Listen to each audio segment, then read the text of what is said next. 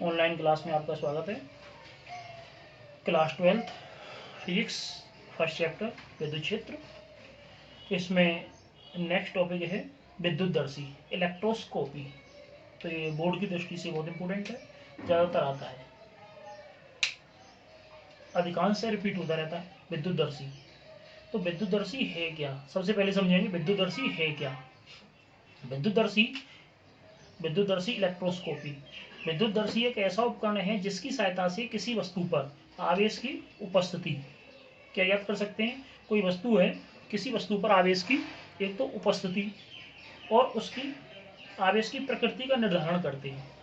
तो विद्युतदर्शी की पहली परिभाषा देख लें। विद्युतदर्शी है क्या।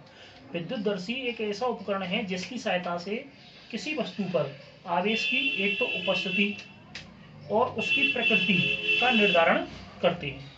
ठीक है, आवेश की उपस्थिति और उसकी प्रकृति का निर्धारण किया जाता है। किसी वस्तु पर आवेश उपस्थित है या नहीं है, और उस पर आवेश उपस्थित है तो वो कैसा है, उसकी प्रकृति कैसी है, धनात्मक है या ऋणात्मक है, उसका निर्धारण करते हैं इस विद्युतदर्शी की सहायता से। तो ये तो परिभाषा थी। विद्युतदर्शी है क्या। विद्युतदर्शी एक ऐसा उपकरण है जिसकी सहायता से किसी वस्तु पर आवेश की उपस्थिति तथा उसकी प्रकृति का निर्धारण किया जाता है। ठीक है, इतना हो गया। और अब इसकी संरचना देखेंगे। संरचना क्या है, विद्युतदर्शी की कंस्ट्रक्शन क्या है, संरचना क्या है। तो विद्युतदर्शी की संरचना क्या देखेंगे। इसमें एक कांच का जार होता है, ये कांच का जार है, बोतल नुमा जो बना हुआ है कांच का, इतना ये बना हुआ है, ये क्या है, एक जार है, कांच का जार होता है, ये ब्लैक कलर का बना हुआ है, ये क्या है, कांच का एक जार है। ये इसमें कॉर्क होता है, जैसे बोतल में ढक्कन लगा हुआ होता है, उसकी डाट लगी हुई होती है, तो ये कार्क हो गया। ठीक है, ये कार्क हो गया, कॉर्क लिख दिया गया, ये कार्क हो गया। इसके अंदर एक ये चालक छड़ है, ये क्या है, चालक छड़ है। यहाँ से रेड कलर की ये है, ये एक चालक छड़ हो गई, इसमें यहाँ तक ये एक चालक छड़ होती है। और ये स्वर्ण पत्र होते हैं, वी आकार में, वी नुमा एक सोने की पत्तियां होती हैं, स्वर्ण पत्र कहते हैं इनको। ये है जो स्वर्ण पत्र, ये वी नुमा स्वर्ण पत्र हो गए। ये भूसंपर्कित हो गया, यहाँ से अगर भूमि से संपर्कित किया जा सकता है, इसकी सहायता से तो निरावेशित अनावेशित कर सकते हैं आवश्यकता अनुसार। ठीक है, ये भूसंपर्कित हो गया, ये स्वर्ण पत्र हो गए, ये कांच का जार हो गया, ये धात्विक छड़ हो गई, कौन सी, ये आपकी धात्विक छड़ होती है, ये कॉर्क होता है, और ये धात्विक घुंडी या डिस्क होती है, इसको धात्विक घुंडी या डिस्क कहेंगे। और जिस किसी वस्तु पर आवेश की प्रकृति हमें ज्ञात करनी है, वो कौन सी, ये वस्तु है, ये वस्तु हो गई। ठीक है, जिस पर आवेश की उपस्थिति और उसकी प्रकृति का निर्धारण ज्ञात करना है, ये धात्विक छड़ कहोगे या वस्तु कहोगे। तो ये इसकी कंस्ट्रक्शन हो गई, चित्र हो गया। ये कांच का एक जार हो गया इस तरीके से, इसमें एक ये धात्विक छड़ हो गई, इसमें वी आकार की स्वर्ण पत्तियां हो गई, ये स्वर्ण पत्ती, और एक धात्विक घुंडी हो गई। बाकी का बता ही दिया। विद्युतदर्शी है क्या, सबसे पहले तो ये समझ में आना चाहिए विद्युतदर्शी है क्या। विद्युतदर्शी एक ऐसा उपकरण है, साधारण उपकरण है, जिसकी सहायता से किसी वस्तु पर, ये वस्तु है, इस वस्तु पर आवेश की उपस्थिति और उसकी प्रकृति का निर्धारण करते हैं। ठीक है, तो सबसे पहले हम क्या याद करें, इसके लिए देखेंगे। सबसे पहले आवेश की उपस्थिति। आवेश की उपस्थिति कैसे ज्ञात करते हैं, जिस वस्तु पर आवेश की उपस्थिति ज्ञात करनी होती है उसे इस धात्विक घुंडी के संपर्क में लाते हैं। धात्विक घुंडी के संपर्क में लेकर के आए, समझ करो ये धनावेशित है, तो यहाँ इस तरीके से इस धात्विक घुंडी के संपर्क में ले आए।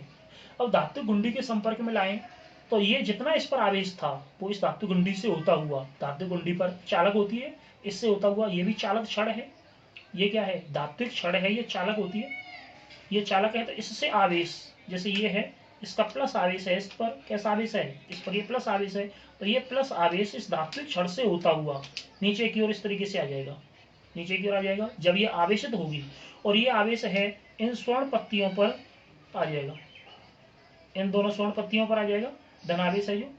जब ये धनावेश है तो इन दोनों पत्तियों पर कैसा है, पॉजिटिव हो गया, ये समान प्रकृति का आवेश हो गया। समान प्रकृति का आवेश हो गया तो ये कैसा बल कार्य करेगा, प्रतिकर्षण, और प्रतिकर्षण बल के कारण ये दोनों पत्तियां फैल जाएंगी, एक दूसरे से दूर हटेंगी। ठीक है, यहाँ कैसा बल कार्य किया, प्रतिकर्षण, क्यों, तो समान आवेश है। इस प्रतिकर्षण बल के कारण दोनों पत्तियां एक दूसरे से दूर हट जाती हैं, फैल जाती हैं। तो ये किसके कारण संभव हुआ? आवेश के कारण। तो इससे पता चल गया कि हम जो संपर्क में वस्तु को लेकर के आ रहे हैं, इसके जो वस्तु है इस पर आवेश उपस्थित है। जब ये स्वर्ण पत्तियां एक दूसरे से दूर हट जाती हैं, फैल जाती हैं, स्वर्ण पत्तियां एक दूसरे से दूर हटेंगी ऐसे करके, क्योंकि समान प्रकृति का आवेश है इन पर, तो एक दूसरे से दूर हटती हैं।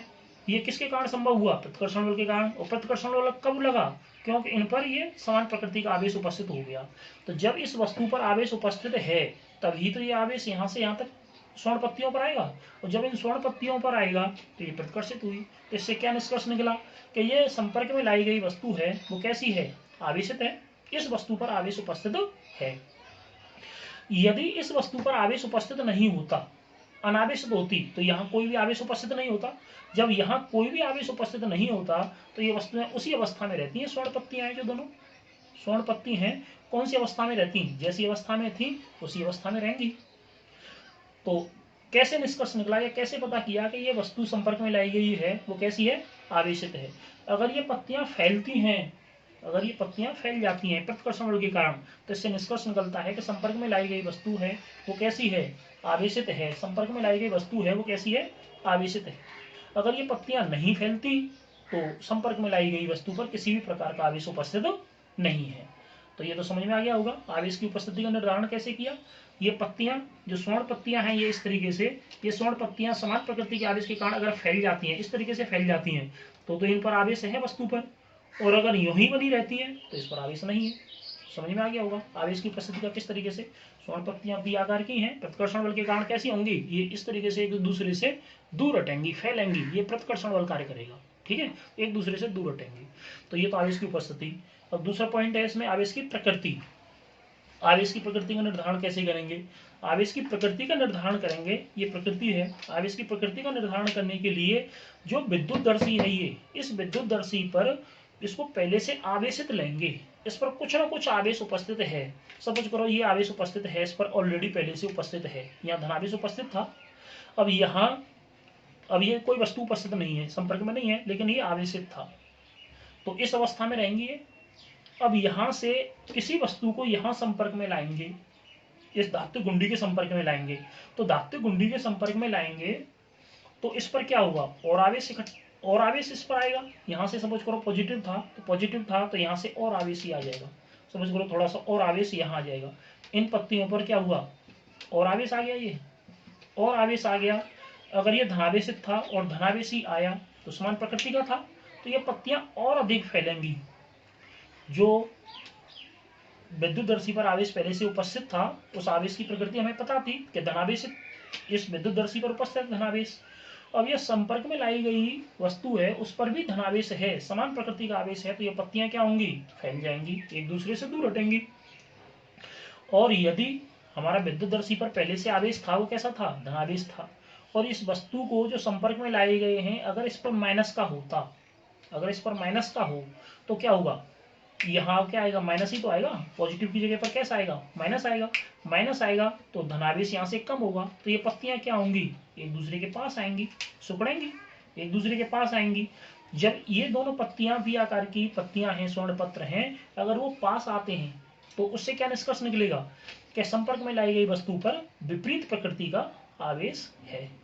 अतः किसी वस्तु पर आवेश की प्रकृति का निर्धारण करने के लिए पहले से ज्ञात प्रकृति के आवेश से आवेशित विद्युतदर्शी का उपयोग किया जाता है। इस विद्युतदर्शी पर आवेश की पहले से प्रकृति हमें पता होनी चाहिए, तभी अगर सेम आवेश आता है तो पत्तियां फैलती हैं, और अगर विपरीत प्रकृति की वस्तु को संपर्क में लाया जाता है तो ये सिकुड़ती हैं। तो ये समझ में आ गया होगा विद्युतदर्शी है क्या, विद्युतदर्शी की कंस्ट्रक्शन क्या होती है, विद्युतदर्शी के द्वारा किसी आवेश की उपस्थिति और इसकी प्रकृति का निर्धारण कैसे किया जाता है। एक चीज और देखें कि विद्युतदर्शी है इसमें स्वर्ण पत्र ही इस्तेमाल क्यों किए गए हैं? क्योंकि ये अधिक संवेदनशील होते हैं। थोड़ा सा ही अगर वस्तु पर बहुत कम आवेश है उसको संपर्क में लाने पर ही ये क्रियाशील हो जाते हैं। समान प्रकृति का है तो फैलते हैं, विपरीत प्रकृति का है तो आकर्षित होते हैं। लेकिन स्वर्ण पत्र है वो महंगा होता है, तो इसके स्थान पर, सोने के स्थान पर और क्या इस्तेमाल कर सकते हैं? स्वर्ण पत्र के स्थान पर आप चांदी की पत्तियां भी कह सकते हो। ये महंगा है तो चांदी की पत्तियां भी इस्तेमाल की जा सकती हैं। एल्यूमिनियम की भी कर सकते हो,